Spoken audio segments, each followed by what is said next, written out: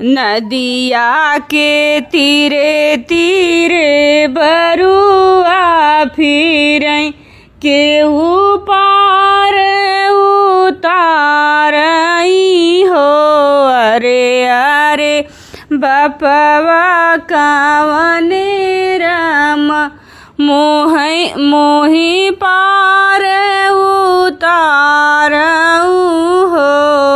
ना घर नाव नावरिया नाही घर केवट बाटे हो। जे करे जनेउआ के साध लगे पवड़ी दहयावई हो।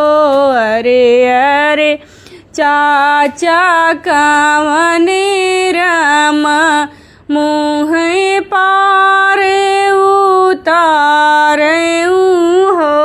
ना घर नाव नावरिया नाही घरे केवट बाटे हो।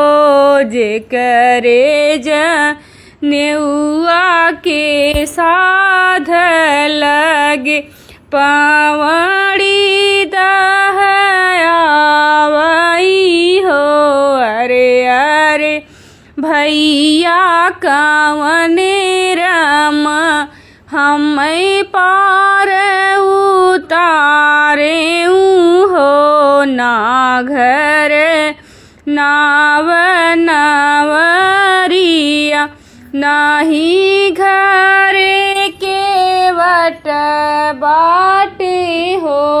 जे करे जनेउआ के साध लगे पवड़ी